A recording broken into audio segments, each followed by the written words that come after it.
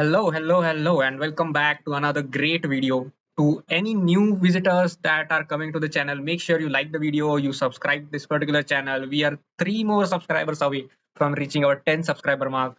So yeah, help me out in my journey. Meanwhile, I help you out in your tech and career journey. So as the title says, today we are going to look at my second day in building a product, right? So to the ones who have not watched the day one of building a product, I would really recommend you guys to check that out. It is pretty interesting as well. Uh, yeah, but you can always watch the movie from the interval, and like 90% of time, it still makes sense, right? So yeah, let's dive deep into it. Now, yep. So, by the way, this is the Medium article that we are going to go through that I wrote. Usually, the stuff is that I write a Medium article and then basically I discuss the same in a video format. So you can pick and choose whichever format of media you want, right? So basically, this is me and this is you, and this is the idea that I'm going to tell you about. I'm going to sell you so that tomorrow I can grab more money out of your pockets, hopefully a few cents at least, right? Cool. Now, the thing is, last time when I told you that I was going to build a product, right? I took some time into first narrowing down on what idea I want to pursue. So, a little bit of recap. The conclusion was that I wanted to basically build a lead code style interview preparation platform, especially for mobile developers, because I felt that is an untouched field. And also, there were an existing different websites or softwares that were kind of doing the same thing but in a different domain. So, good example would be Great Frontend. So, Great Frontend is a popular website. If I just show you guys here, right, I myself am a full stack developer, so this website has itself also helped me a lot in preparing for different, yeah, good level of company interviews. So basically, this is what you can say our golden standard. This is what we want to become at some point of time, right? Anyway, going back to building a product. So the next step that I wanted to take is basically narrow down or fix a target audience, right? A small sample of people that I want to make sure are happy with what I'm going to build, right? Because I personally believe if I know who the product is for, it makes it easy for me to basically clarify what I'm building, right? So everything needs to have a proper reason. And that is why knowing my customers would help me actually build a product that is actually useful to them, which actually solves their problem. Now, you might say that, okay, Abur, you already know who your customers are, right? Your customers are mobile developers. But now, mobile developers also are divided in a wide set of tech stack. So some of the most popular tech stack, if you see in the market, include Flutter, include Swift, include Kotlin, and include Android. Right. So when I say Android, it usually means I mean Java. Right. So Java, Kotlin, Swift, and Flutter. There's one more, and that is React Native, which is also very popularly used. Right. Uh, Meanwhile, one more thing to mention here, I am specifically targeting in Indian markets right now because it is the one that is most reachable to me. And of course, I am starting off something very small, and something that I'm already familiar with might bring down the difficulty at least a few steps. Right. Okay. So these are the five tech stack that are very popular in mobile development. But I need to choose one of them and I need to choose a specific domain and developers working in that domain so that I can make them happy. That is all. Right. So the two factors that I considered in doing that was first is the number of developers a particular tech stack has. So a Kotlin developer, for example, in Kotlin, we have around 1.9 million developers. For Flutter, we have 1 million developers, Swift 2.5, and so on, right? And second one is the number of jobs.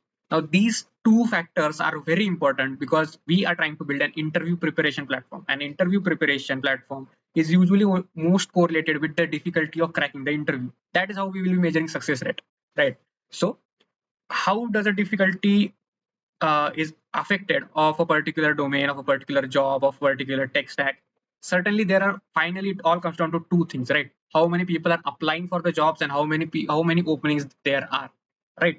So that's why I took some time, not like a lot of time. It's to the ones who have seen the previous video, you guys know that I barely have time outside of my work and YouTube and everything else. So I try to spend my Saturdays and Sundays to work on this, and that is all I will be able to, the amount of time I'll be able to put into it right now. I know there's a wide spectrum of opinions on this, but let's not go into that. Our aim of this video is basically take you to the point where we actually start communicating with our target customers and get their reviews, right? Cool. So these were the two factors: the number of developers in a particular domain and number of jobs in the particular domain. So I basically came up with this small chart.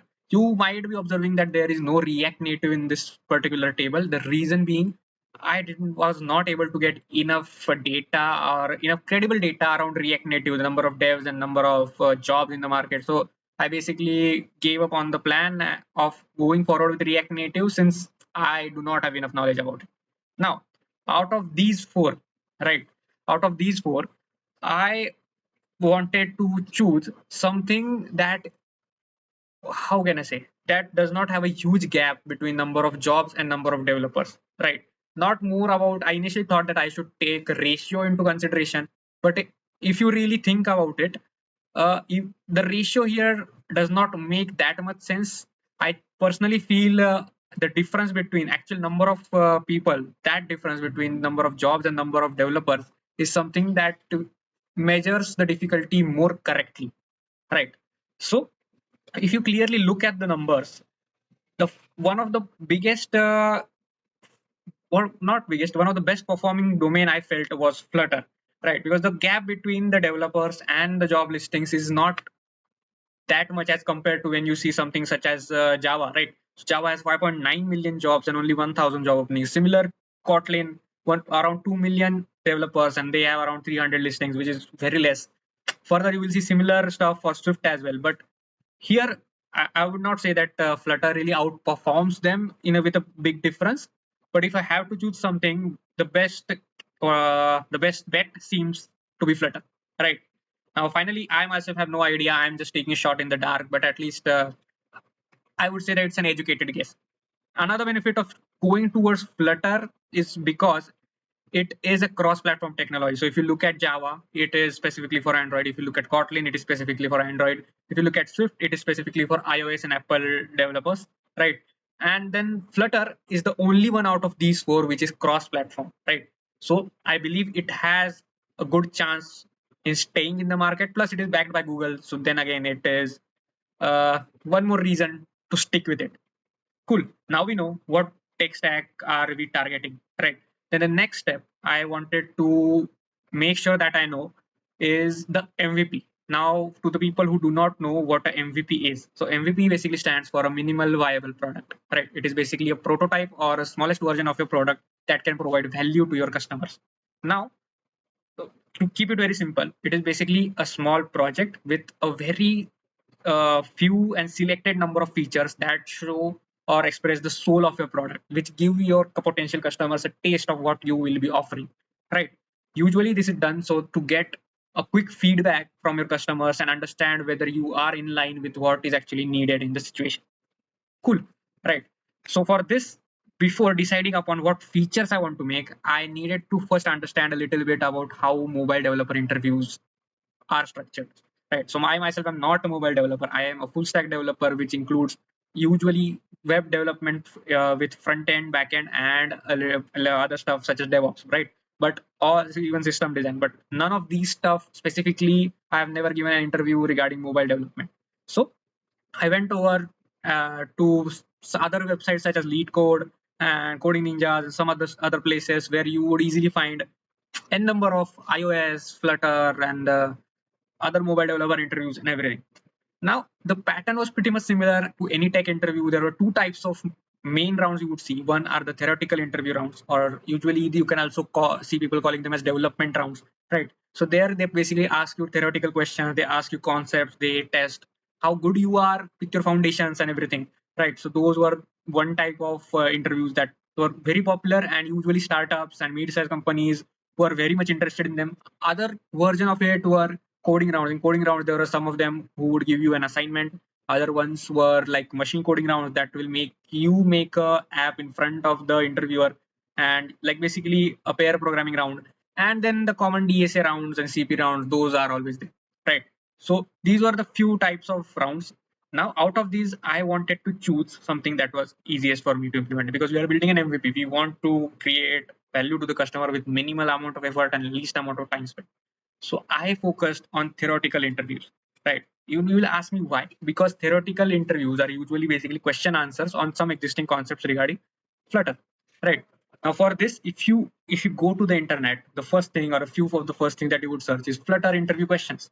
If you go to any Google search, any search engine results, you will see most of the website provide you with a checklist of popular questions, and you just have to go through the questions and pre-written answers are there.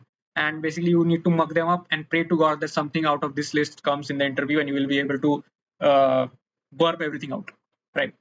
Now, this is like an 1980s type of solution, right? And this is not something how an engineer should really prepare for interviews, and nor does it make you actually prepared for the interviews. It just gives you a sneak peek into how usual interviews are, right? Because if I am a Flutter developer and I am looking interviewer and I am looking for other Flutter developers, I would obviously not ask the questions that you would find on simple Google searches, right? Which will be part of some existing checklist. I would come up with questions that are built on my personal experience, right? So that I felt was one of the big gaps that Flutter developers might be facing. So what we need is one thing. Well, first question is we need a curated list of questions which might actually provide value. Of course, popular questions would be part of it, but the other unpopular ones, the tricky ones that actually test a developer on his skill set are important. But that's not it, right? A set of questions, anybody can make a set of questions. The second thing, and something special, is that you will not be provided with direct answers. So a person who is coming to my website would see a question, same as lead code. Like you, when you come to lead code, you see a coding problem, right? A question, you will see a question, you will read through it. On the right side, you will write your code, right? So instead of writing code, on the right side, you will be writing whatever answer you have to the particular question. So for example, very basic question is what is Flutter, right? So this I'm just throwing out ideas. So if there's a question called what is Flutter and some description regarding the question, on the right side you will type in your answer. Okay, so similar to a pen paper exam, right? You will on the right side, basically on the right side you will type in your answer. Now if you compare this with other websites like great frontend lets you write code, right? About, and right side it will tell you a project idea. On the right, and on the other side you would be able to see a live output of your code, but it will not judge you whether you have done something right or wrong, or whether what you have done is optimal or not. So there's no judgment or there's no direction it takes you. Here, whatever answer you would be writing, and when you hit submit, an AI will go through your answer, understand it, compare it with existing correct answers, and score you and pinpoint every detail that it feels can be improved, or every detail that you have missed, right? So that when you see the answer that is the ideal answer, and when you see the answer that you have written, you will be able to find out exactly what you were missing and what needs to be added. So you actually gain something from this. Not, you are not just mugging up the questions, but rather you are actively interacting with the system, writing answers to it, feeding it answers. It is judging you like a teacher, and it is bringing the classroom experience to it without a classroom present. Because I don't want to make it boring for you, I want it engaging. Now, to make it engaging, of course, you are writing an answer, you are getting score on it. Based on the score that you achieve, you will also have a coding profile similar to lead code, right? The feeling of lead code should be there. Why does lead code is interesting, I feel, is because there is a competitive type of feel to it, right? When I am doing lead code, I compare my lead code profile with my friends. When I give lead code contests, I compare my performance with my peers and see whether I'm smarter than them or not, right? I also feel the same feeling should be brought by the product that I will be building. So that I feel that is my vision, right? At least that is what I want to make. So a similar way, a coding profile would also be there, where your performance can be compared. You will be getting scores. You will be ranked amongst all other people that are doing the same stuff on the website, right? So there's a competitive feel to it, and the coding profile should also have some legitimacy, so that you can share it with your the companies that you are applying to. You can put the link in your resume so that the recruiters can go and visit and see your performance, to see how smart you are. I don't want to sell certifications to people. I want people to see actually how good you are at your stuff, right? So that is the second part of it. So I feel this should give you a good idea about what type of MVP I'm going to make and what features I want to make. Cool. So now we have an idea what MVP we are going to make, what features we are going to make. Now we come to the final step, or the most important step, I feel, of my day two. That is public outreach. So what does public outreach mean? So people who are already entrepreneurs or who have some idea of businesses or have worked in startups, they might know about the words concept validation. So concept validation means you come up with an idea. then you pitch the idea to your potential customers, and then you get their feedback about what they think about it. Usually what this does is it gives you either more ideas, it either tells you whether your idea makes sense or not, or it tells you whether the direction that you're moving in should be the one you should move forward to, or you should pivot it to something that will be more helpful to your customers. Basically clarifies your idea more and more with the actual people who are going to use it. Cool. So to do this particular concept validation or to do the public outreach, I basically spam people on LinkedIn, on Reddit, who I know are existing Flutter developers who work in this domain regularly. And if you see on the screen, and this is the basically the format of the message that I spam them, right? So I told them, hi, I am building a lead code style interview prep website, but especially for Flutter devs. Now I want to ask a few questions to passionate Flutter devs like yourself. Of course, a little bit of buttering is important. I feel I'm selling something, and people, I don't think so. Usually, people would spend time replying to me until unless I have something interesting to show them, right? So I told them about my features that I'm going to build, and I asked them basically what they thought, and if not something that they will use, what else would they feel is interesting to them. Now, after I shared this particular message with people also on Reddit, I got a very variety of responses. Right, a few of them were funny, few of them were positive, few of them were neutral. Thank God there were no negative responses. But if you think about it, I messaged around 25 to 30 people, out of which I guess around 7 people replied. So majority of them did not even bother to reply about it. Some of them read the message but didn't reply. Maybe the message was not interesting enough and whatever. But anyway, let's focus on the feedback that we got and start building upon it. So let me take you a little bit through a few of the responses, right? So this one was the most funniest to me. So a person on Reddit replied to me, if your website gets popular, I will kill you. Now, I don't exactly know why he said that, but I'm assuming it's because if a website like this does work out, it will create a little bit more competitive environment for Flutter devs, similar to what there is for DSA these days. So maybe that's why this person might have put it out. I'm trying to take things positively when I don't want people to me, right? Okay. Then there was this another one that the person who is a Flutter dev in India. He basically was interested in the idea, very peaked about it. He said the execution might be difficult, but the idea seemed cool. And he said basically he's totally up for it, for trying and testing it out. Another person called Rohan Gosavi had similar feedback for me, and a few other people, right? So this one was also particularly interesting. So a person called Sri Hriday Bhagwat. So this person is a GD for Flutter developers across India. So he goes around India giving different seminars and speeches regarding the Flutter and mobile development space. Right. I personally know him because I attended one of his seminars, Google Cloud Community Day in Pune. So he basically said that a place to practice UI for Flutter, this is the gray area that I should be focusing on. Now, certainly, this is something that I want to build, right? But I feel it is a bit more complex. Complex part of the same product, right? So I might be reaching that place, but after a few steps, right? So my vision here is to build the easiest part first, right, and try to show it to people, get their feedback, and then move to the next thing, then move to the next thing, right? I don't know if it is right or not. So there are a lot of philosophies around this concept, but right now I'm just listening to my gut feeling and going with it. Since it's my first rodeo, everything I do is a learning experience. Cool. So yeah, I guess that is basically it, and this should give you guys a good idea about my progress or degress that has happened in the day two. I feel the third day would be the day where I would be actually building the product.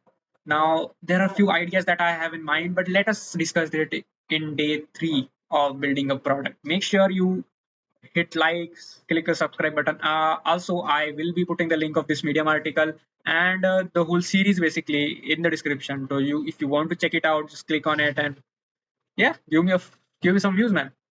Cool. See you next time. Nice talking to you guys.